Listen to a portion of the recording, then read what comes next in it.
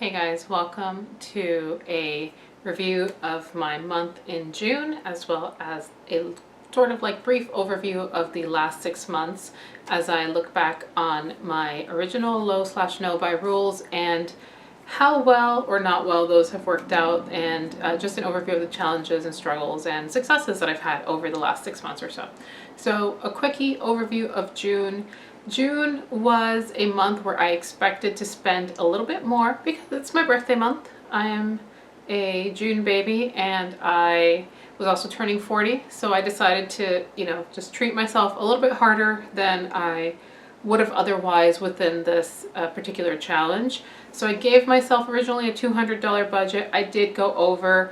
There were a couple of events and activities that I decided to engage in that were unplanned because I didn't know that they were happening until like right when they came up. So I did estimate a little bit over.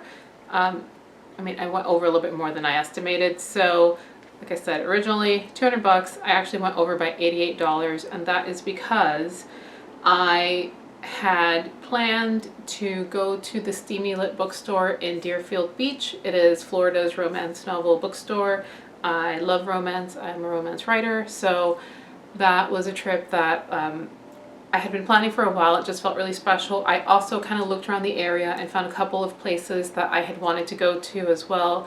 One of them being a mochi donut place that was like 15 minutes away from the bookstore. So that was one trip that I took that was a little bit spendy, but prior to that trip, about a week before, I saw that Steamy Lit was actually doing a pop-up about 20 minutes away from where I live. So I decided to go to that, and I wasn't really like planning on buying a lot of stuff, but when I got there, it was a great vibe. It was in this like coffee shop slash tattoo parlor that I had no idea existed. So it was like a really fun discovery, and it was just so nice. Like the experience was just so nice and lovely. I was only there for a few minutes because the parking, I didn't realize there was like a location around the block where we could park, but it was just like such a nice experience, and I was like, you know what, it's an indie bookstore, I'm supporting an indie brand, I'm supporting authors that I would, love to support. So I purchased a few books that were exclusive to Steamy Lit. I bought a tote bag and a special edition of Abby Jimenez's Yours Truly, which was the book that I read during my vacation, and it was lovely. I highly recommend it. It was like one of those reads that it's been a while since I've like wanted to stay up all night reading, but that was definitely one of them. It was just like a sweet, fun read, and I really enjoyed it. And I'm so glad that I bought the Steamy Lit cover because it's just a really nice illustration. But I digress. So I spent on a bunch of books. So I got 2 books, one hardcover, one soft cover, and then they gave me a free book because apparently I bought so much stuff that I earned a free ARC, a couple stickers, and a tote bag. So that came out to like 80 something dollars. So that was actually the $80 that I went over on my budget. The rest I would have stayed within budget. My actual Steamy Lit store visit was about $40 because I bought a few more books that I was interested in, and then I also took a quick trip to Sephora. I had not been to Sephora in a while. That was one of the rules that I'm going to go into in my no/low buy, was to only really purchase like replacements for skincare items, and to really either eliminate or severely reduce my makeup spending because I really don't need a lot of stuff. So I did take a little trip to Sephora as a treat yourself for my birthday. I also just picked up a couple of odds and ends. We went to Lush. I picked up a few things at Lush. I did all that in my birthday vlog, so all those details are in there. And then I also picked up these guys. I love a fidget toy. I thought these were so cute.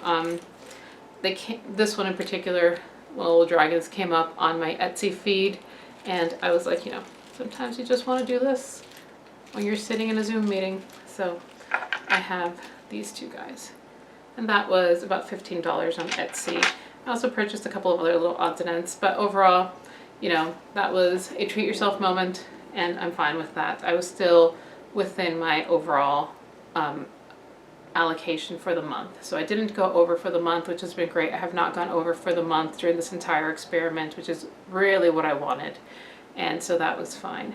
I was within budget in a good number of my categories in June. Surprisingly, I only went over, so I did up my eating out budget by $100. I moved it from 200 to 300 recently because obviously the 200 just wasn't working out.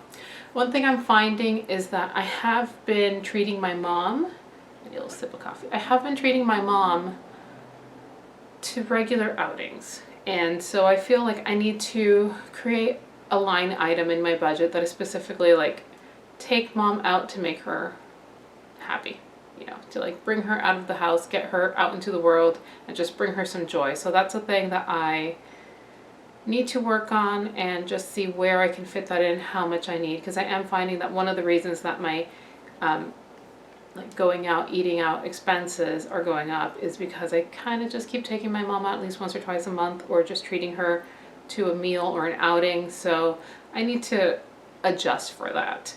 I only went over by $20 in the $300 budget, so it came out to $320 with 53 cents. So not a lot, but again, I'm being very reflective of where that money is going.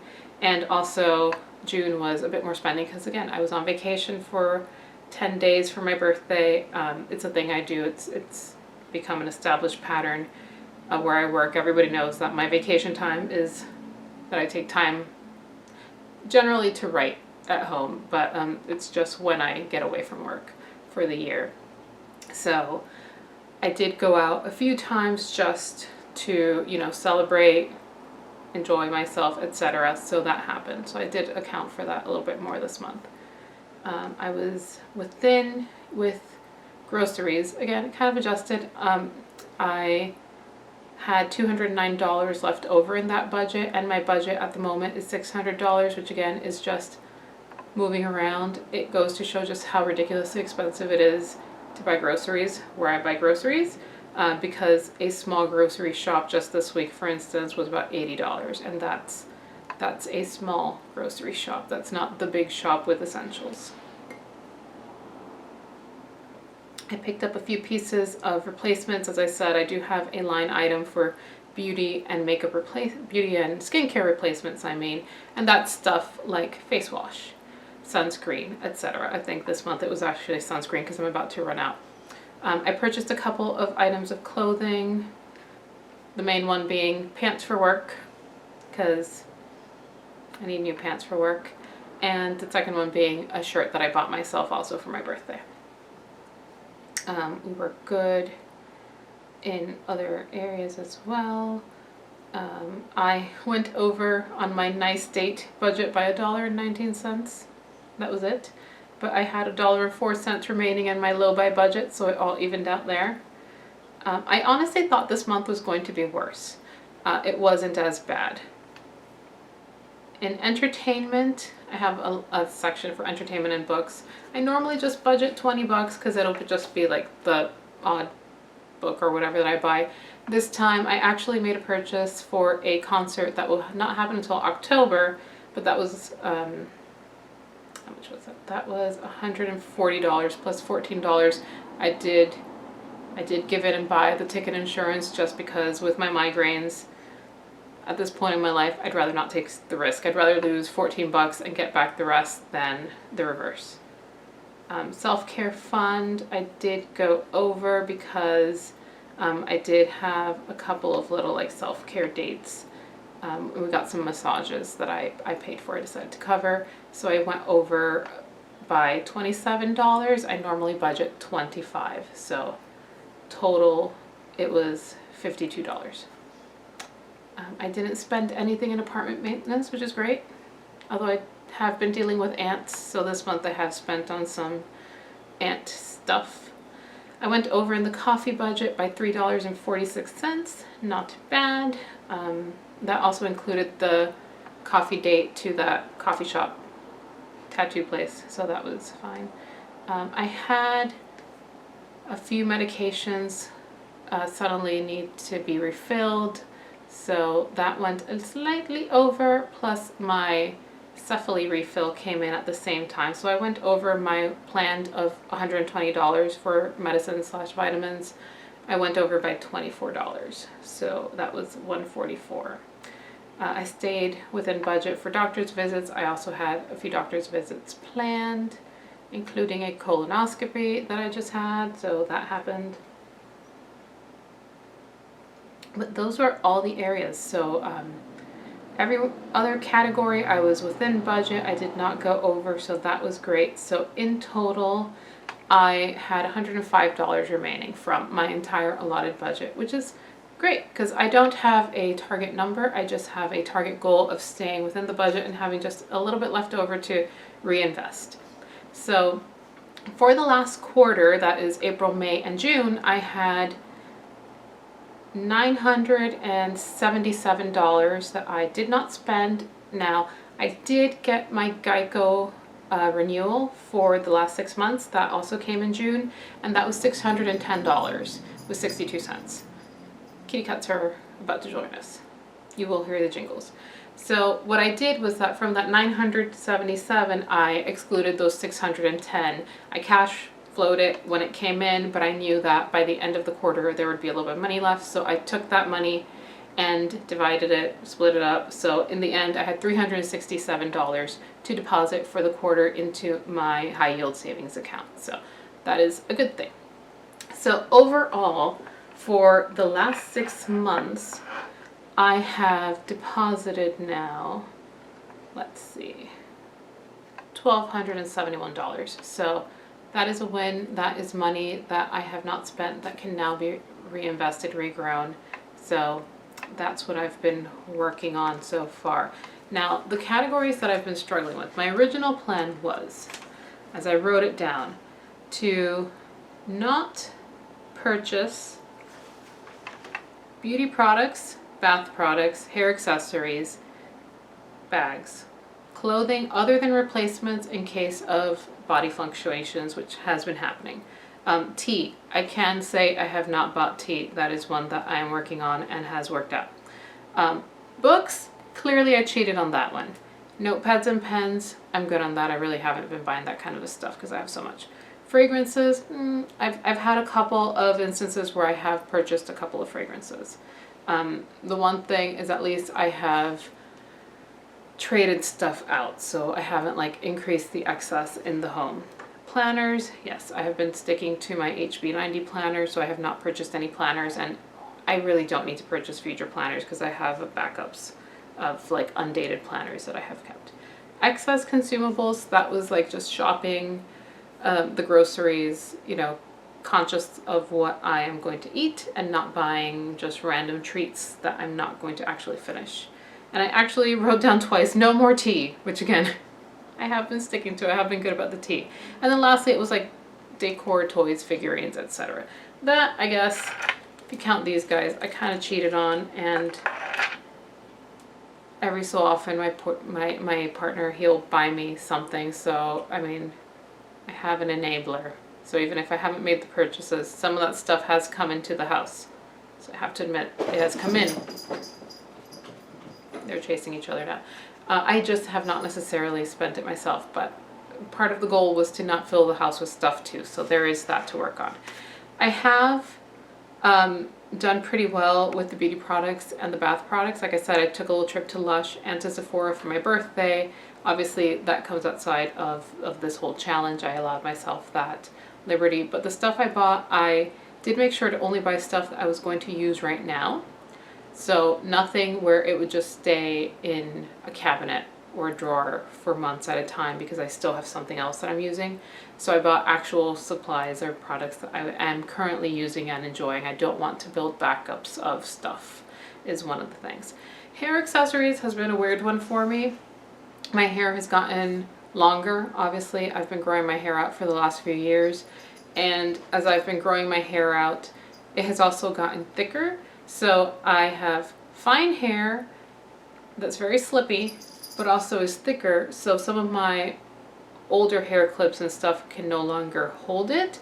And yet some of the larger hair clips that I've tried are too big. So I have actually found some that are better. So I have not stuck to that as a no buy. I will say it has been a low buy. I have been very conscious of like not buying every item that I see because I did just do a big purge of all the stuff that doesn't hold my hair or slips right out. So there is that. I'm trying not to bring in more when I know that so often it doesn't work out. So I have not been great about that as a no buy, but I will say that it has been a low buy.